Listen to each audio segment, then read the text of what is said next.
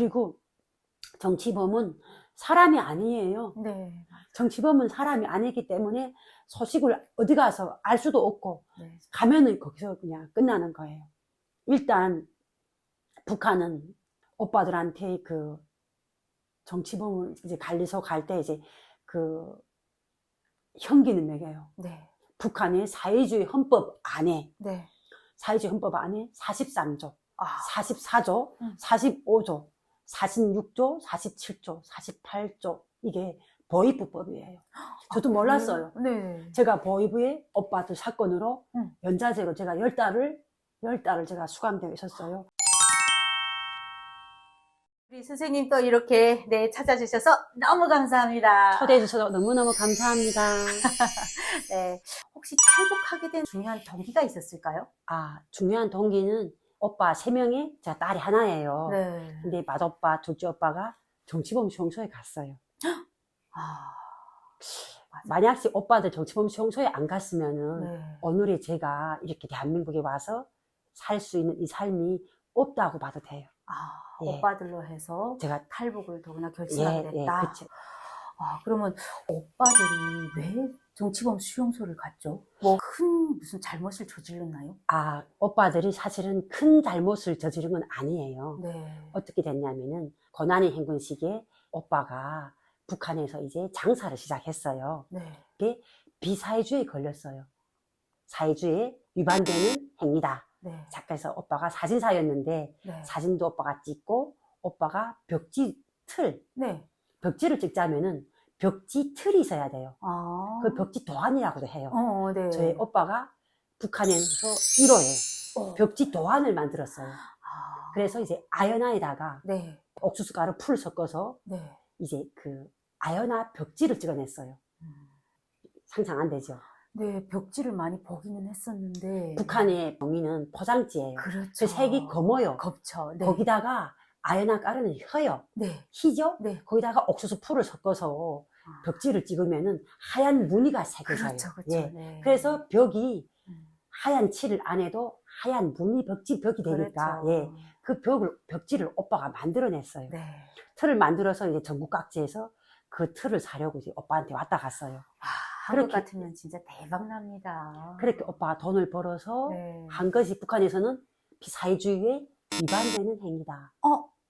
그걸 야매로 팔았어요. 야매를 판 게 아니라 그게 북한에는 없어요.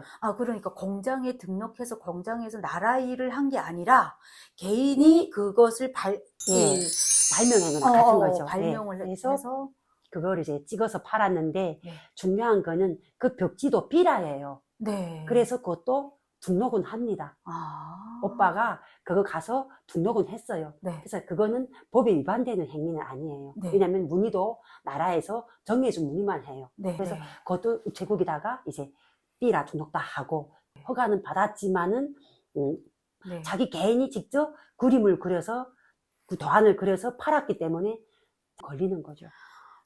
벽지를 찍어서 팔았다고 정치범이 된다? 아니죠. 거기 또 뭐가 있냐면 뭔데요? 안전부에서 잡아갔어요. 어.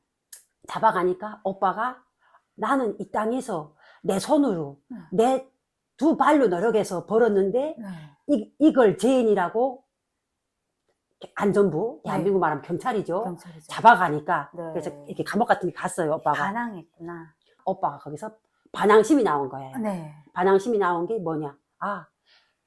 해외에 친척이 있는 사람들. 네. 일본에 친척이 있어서 지원받고, 네. 미국에 있어서 지원받고, 중국에 있어서 지원받는 사람들은 법에 위반되지 않는데, 네. 내 두 손으로 두 기술로 했는데도 법에 걸리면은 나는 어떻게 살라는 거냐? 네. 그래서 오빠가 거기서 돌아버린 거예요. 돌아버려서 오빠가 중국에 있는 이모 할머니 찾으러 갔다 왔어요. 불법 도강한 거죠. 그쵸. 네. 그래 중국을 드나들었는데 그게 문제가 된 거예요. 네. 그랬구나. 네. 오빠분이 참 대단하신 것 같아요. 그죠? 다른 사람 같으면은, 법에서 취소하고 이걸 하지 말라라고 싹을 밟았으면은 주저앉을 법도 한데, 네. 네, 또 이모를 찾아서 그걸 그냥 실현을 해보려고, 되게 진취적인데요. 네. 근데 또 오빠가 상반되는 게 있었어요. 뭐가 아, 있었냐면은 네. 그때 당시 오빠가 그 벽지 도안을 성공시키기 전에 1987년도에 그게 7월 3일 날이었어요. 김일성이 교시를 받았어요. 웃기죠? 네. 웃기죠? 왜냐면은 그때 당시 그 김일성이가 경성군에 현지 지도로 왔어요. 네. 현지 지도로 와서 그 이제 경성에서 그 나오는 이제 그 공예품 이런 거 다 본 거예요. 네, 번호 네. 봤는데 오빠는 골뱅이 요만한 거 네, 있어요. 네. 오빠는 골뱅이 요런 거 갖다가 이제 시약 처리해서 그 이제 골뱅이 꽃병을 만들고 오 마이 갓. 그 다음에 이제 그 구림에다가 네. 붙여가지고 이제 야자수가 있고 피라미드 있고 네. 이제 그 고대 이제 그 모습을 이제 오빠가 이제 그림으로 담았어요. 오빠가 손재주가 예, 좋구나. 오빠가 화가예요. 예. 그래요. 그래서 오빠가 그걸 그때 당시 그 전시품이 나왔는데 네. 김일성이가 보고 더 발전시키라고. 네. 그때는 그렇게 됐는데 나라에서는 도와줄 형편이 안 되니까 네가 알아서 자체를 해라. 자체를 하자고 하니까 경성 공예품에서 막 교시 받았다고 해서 막 떴어요. 이걸 하겠다고. 근데 중요한 건 자금이에요. 네. 그렇죠. 자금이 안 되니까 하다가 중도에 그게 무마됐어요. 네. 이제 엄마는 수령님이 교시를 받았다 하니까 엄마는 막 난리가 난 거예요. 막 춤추면서 집안에서 좋았어. 욕이 났다고. 그래. 예, 앞으로 닥쳐올 시련을 예, 그 위기는 생각 못 한 예견- 거였어요. 예. 예견하지 못. 그렇게 하고 있다가 이제 벽지툴이 이렇게 되니까 오빠는 내가 하는 것마다 다 안 된다고 하니까 오빠가 그럼 나는 어떻게 하라는 거냐. 내가 독질한 것도 아니고 사기친 것도 아닌데 그렇죠. 내 두 손으로 노력했는데 너네가 사회주의를 반대한다고 하니까 음. 그럼 내가 중국에 있는 할머니를 찾겠다. 아. 합법적으로 돈 받는 방법으로 갈게. 음. 그러나 오빠는 그 프레임만 필요했던 거예요. 사실은 내가 돈은 버는데 네. 중국에서 도와줘서 이렇게 산다. 네. 이렇게 표면서만 필요했던 거예요, 사실은. 네. 그래서 해외 후원자를 찾아서 떠나셨구만요. 네, 그렇죠. 그런데 이러한 사건들로 해서 뭐 어찌 보면 이거는 경제적인 면이잖아요. 그렇죠. 그런데 어떻게 정치범이 될 수가 있었죠? 그렇게 이제 해외 가서 이제 저 할머니도 만나고 이제 친척들도 다 만났어요. 만나는 과정에 이제 그 친척들이 소개해 준 사람들 중에 이제 남한에서 온 사람이 있었어요. 근데 북한은 남한에서 온 사람을 만나면 어떻게 되냐면요. 네. 간첩이에요. 북한은 남한에서 온 사람을 만나면 그쵸. 그쵸. 간첩이죠. 왜냐면, 네, 동족이자 네. 적인 거예요. 그렇죠. 네. 근데 네. 특히 보이부는 네. 이거 용납 못 합니다. 네. 그래서 남한 사람을 만난 거예요? 만났어요. 거기 말로, 북한 말로 얄짤 없이 그냥. 그렇죠. 네. 네. 갔네요. 그렇게 이제 오빠가 보이부에 잡혀가기 전에 우리는 그 도항을 맡아서 시켜주던 보이부 스파이가 있었어요. 네. 그때는 선생님이 몇 살 때예요? 그때 제가 26살이었어요. 그럼 오빠분들은 장가를 두셨겠어요? 맏오빠, 둘째오빠, 셋째오빠 다 장가 갔어요. 네. 저 혼자 시집 안 가고 처녀였죠. 제가 그때 26살이었어요. 오빠들이 정치범으로 가면은 그 가족은 어떻게 돼요? 가족은 다 연좌제로 네. 다 가는 거죠. 가족. 네. 그래서 어디 정치범 수용소를 갔죠? 청진에 송평구역 수성동에 네. 25 관리소라고 있어요. 네. 한 번간 못 나오는 데고 네. 거기에 유명한 북한의 갈매기 자전거 만드는 곳이에요. 사람이 몸으로 네. 연마해서 저 만든다. 그 소리 들었어요. 네, 사람이 몸으로 연마하는 곳이에요. 나 정말. 거기가 진짜예요. 네. 그렇게 오빠가 들어가고 네. 한 번도 만나보시지는 못했어요. 정치범은 면회가 안 돼요. 그쵸. 네, 정치범은 면회가 안 돼요. 그 선생님 오실 때까지 그분들은 영영 나오지 못하고 거기에서 뭐 지금은 살아계신지도 모르잖아요. 소식은 알 수가 없어요. 그렇죠. 왜 알 수가 없냐면은 정치범은 소식을 전해주지 않아요. 네. 그리고 정치범은 사람이 아니에요. 네. 정치범은 사람이 아니기 때문에 소식을 어디 가서 알 수도 없고 가면은 거기서 그냥 끝나는 거예요. 일단 북한은 오빠들한테 그 정치범 이제 관리소 갈 때 이제 그 형기는 얘기해요. 네. 북한의 사회주의 헌법 안에 네. 사회주의 헌법 안에 43조, 44조, 음. 45조, 46조, 47조, 48조 이게 보이부법이에요. 저도 몰랐어요. 네. 제가 보이부에 오빠들 사건으로 연좌제로 제가 10달을 제가 수감되어 있었어요.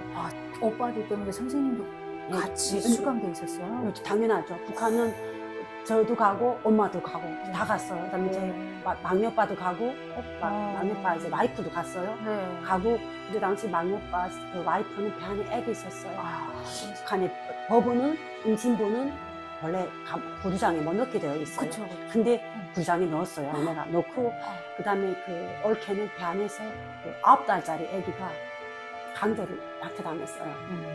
왜냐면은 아버지가 반동이라는 이유로. 셋째 오빠는 사실 반동이 아니에요. 네. 형이 반동이니까 동생도 네. 반동이고 배 안에 아기도 반동일 거야. 그러니까 얘는 아빠가 반동이라는 이유로 세상에 태어도 못 나고 저도 한 모금도 먹어볼 수가 어떡해. 없이 버려진 거죠. 이게 우리가 이 나라가 분열돼 가지고 우리가 이런 고통 당하고 있었던 거죠. 정말 악랄하죠. 그죠? 그 자기들이 정치권을 지키겠다고 어떻게 무모한 사람들을 아니 벽지를 만들어서 돈을 좀 벌어보겠다는데 정말 우리 한국 같으면 특허 상을 줘야 되는데 어떻게 그걸 정치범에 몰아서 참 말도 안 된다. 정말 그 선생님이 요즘 지금 북한 인권에 대해서 네. 많이 나오거든요. 네. 네, 선생님 오빠들의 정말 그 처절한 삶을 돌아보시면서 어떤 생각이 드셨어요? 아, 그 오빠들이 삶을 돌아보면서 교감이 약간 엇갈려요. 아, 그래요? 한쪽으로는 미안해요.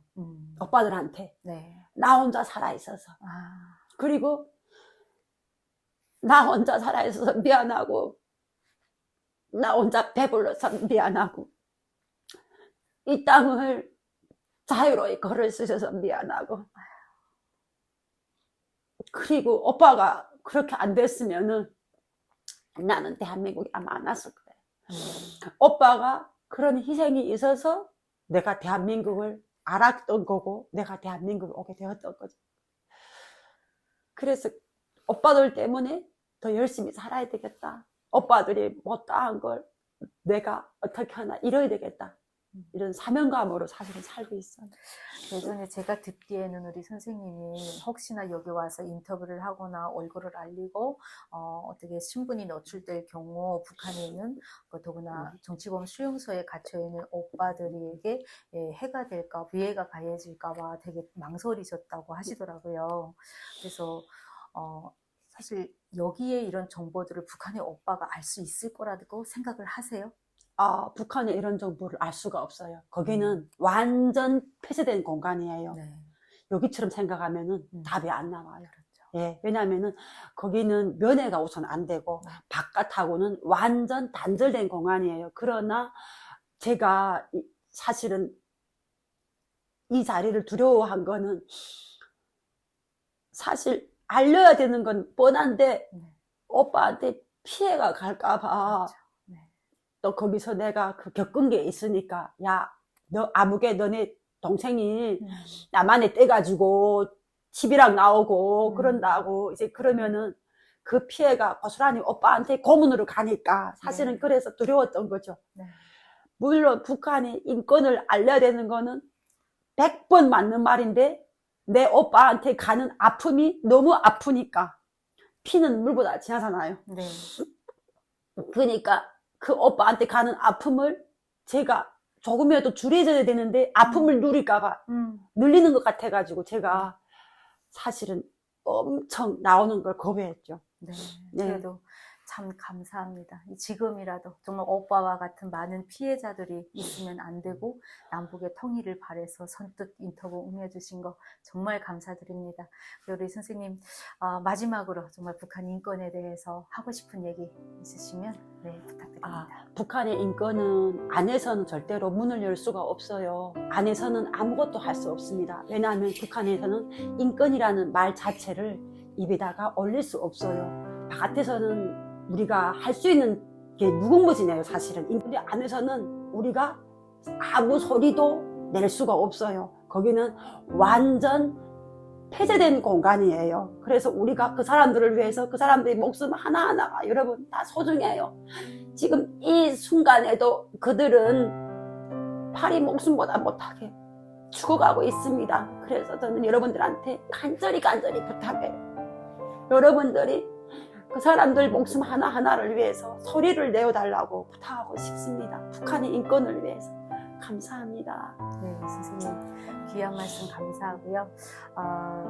지금 너무 마음이 아프셔서 조금 추스리고 다음 시간에는 그 정치범 수용소 어이구 감방에 10개월 동안 그 직접 수감돼 있었던 그 일들에 대해서 구체적으로 다시 한번 여쭙는 시간 가지도록 하겠습니다. 고생하셨습니다. 감사합니다.